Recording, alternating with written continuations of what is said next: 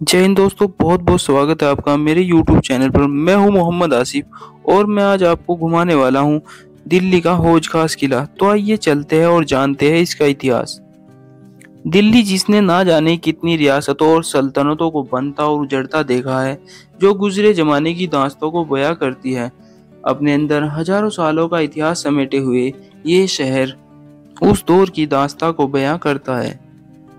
ये शहर मध्यकाल में कई राजवंशों की राजधानी रहा, जैसे खिलजी, तुगलकों, मुगलों की पसंदीदा राजधानी रह चुकी है।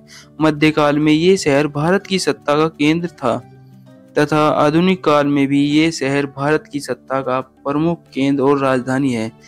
इसी शहर में स्थित है हौज खास का किला, जो बसा हुआ है एक झील के किनारे। ये किला दिल्ली की सबसे पुरानी इमारतों में से एक है, जिसका निर्माण 1284 में अलाउद्दीन खिलजी द्वारा किया गया था। मध्यकाल में अलाउद्दीन खिलजी द्वारा बनवाया गया हौज खास किला भारत में मुस्लिम शासकों की पहली राजधानी और दिल्ली के शासन की शुरुआत का प्रतीक है। हौज खास शब्द एक उर्दू शब्द है जिसका मतलब तालाब होता है। अलाउद्दीन खिलजी ने अपने शासनकाल के दौरान दिल्ली का दूसरा शहर सीरी बसाया था, जिसका संबंध सीरी किले के निवासियों से है। उसी की पूर्ति के लिए यहाँ पर इस रॉयल टैंक का निर्माण कराया गया था। उस दौर में इस तालाब का नाम अलाउद्दीन खिलजी के नाम पर हौज अलाई नाम दिया गया था। उसी तालाब की देखभाल के लिए अलाउद्दीन खिलजी ने इस जगह पर इस किले को बसाया था, जिसे बाद में हौज खास फोर्ट कहा जाने लगा।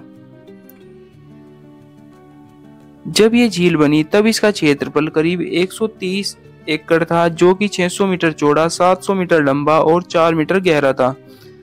खिलजी वंश के पतन के बाद यहाँ के स्थानीय निवासियों ने यहाँ पर अतिक्रमण कर लिया, जिससे इसका आकार गाद और अतिक्रमण की वजह से काफी कम हो गया। जब दिल्ली में तुगलक वंश का उदय हुआ और फिरोज शाह तुगलक ने तुगलक वंश की सत्ता संभाली, तो उन्होंने इस परिसर को फिर से बनाने का हुक्म दिया तथा इसकी मरम्मत कराकर इस तालाब को पुनर्निर्माण का आदेश दिया और सूख चुकी नहरों को फिर से बनवाया, जिसे बाद में फिरोज शाह ने हौज खास का नाम दिया था। किले में एंटर करते ही आपको गार्डन में 3 मकबरे देखने को मिलेंगे, जो तुगलक वंश के दौरान के हैं। ऐसा कहा जाता है कि इन मकबरों के अंदर उस वक्त के आलिमों की कब्र रही होगी। इनकी सजावट एक सी है, लेकिन इनका आकार एक दूसरे से बिल्कुल अलग है। एक मकबरा 8 भुजाओं में बना है, एक मकबरा 5 और एक मकबरा चौकोर है। इनके बीचों बीच कब्रें बनी हुई थी, जो अभी नहीं है। ये बहुत ही खूबसूरत बने हुए हैं।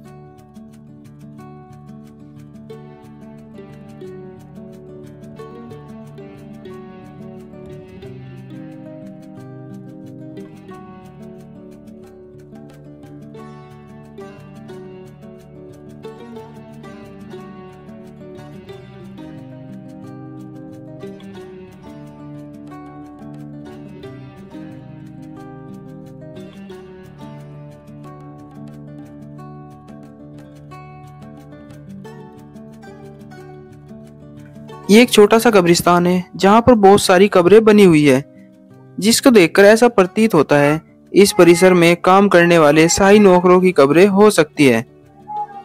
ये सामने फिरोज शाह तुगलक का मकबरा है, जिसका निर्माण फिरोज शाह ने अपने शासनकाल के दौरान खुद करवाया था।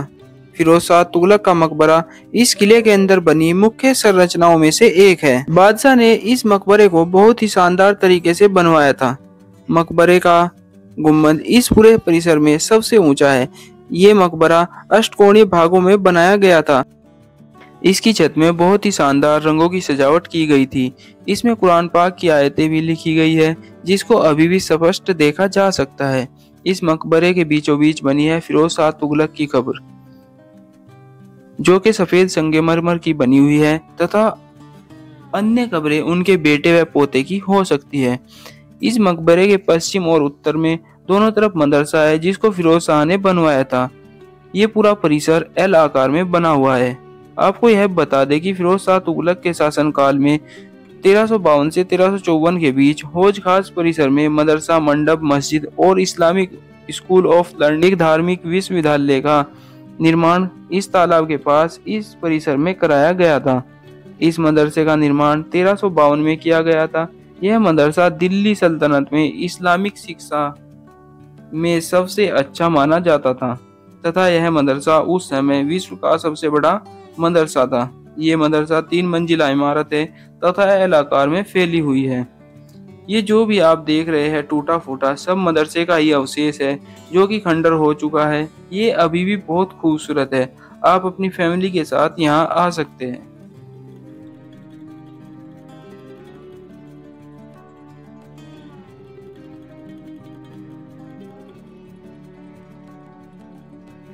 इस परिसर में कई सुरंगें बनी हुई है जो अलग अलग जगहों पर जाती है।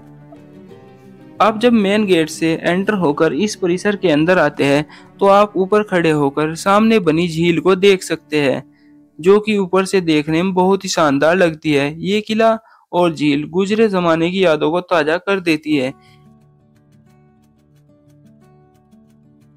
वाली टी आकार की बिल्डिंग देख रहे हैं इसके बारे में पुख्ता जानकारी नहीं है।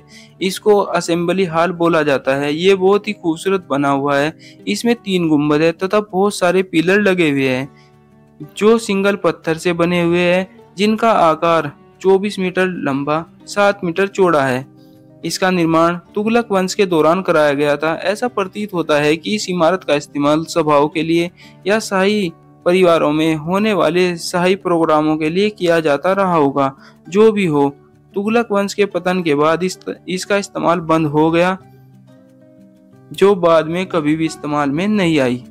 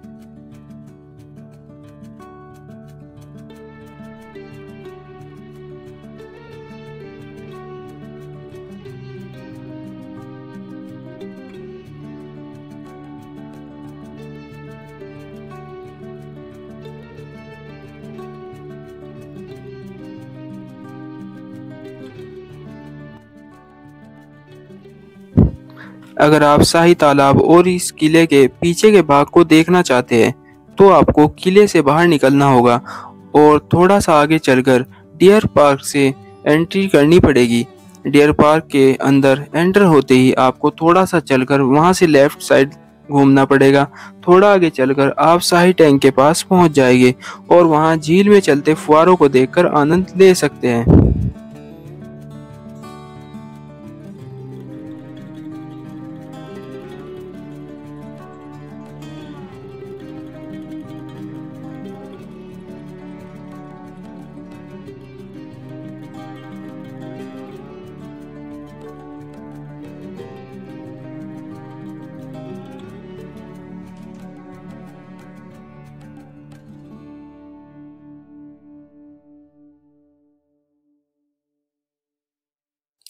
इसी झील के ऊपर की तरफ मस्जिद का पिछला भाग आपको देखने को मिलेगा क्योंकि मस्जिद में एंट्री नहीं होती है। इस परिसर में 3 गुंबद वाली मस्जिद है और मस्जिद के पीछे झरोखे बने हुए हैं। ये पूरा मदरसे का अवशेष है जो कुछ टूट चुका है और बहुत सारा अभी सही सलामत खड़ा है। इस मदरसे में झरोखे बने हुए हैं और मेहराबों से सजी ये 3 मंजिला इमारत आज भी इतने वर्षों बाद भी उस वक्त की गवाही दे रही है जिसको गुजरे 700 वर्ष का समय हो चुका है। उम्मीद है आपको मेरा ये व्लॉग पसंद आया होगा। पसंद आए तो वीडियो को लाइक और शेयर, चैनल को सब्सक्राइब करें।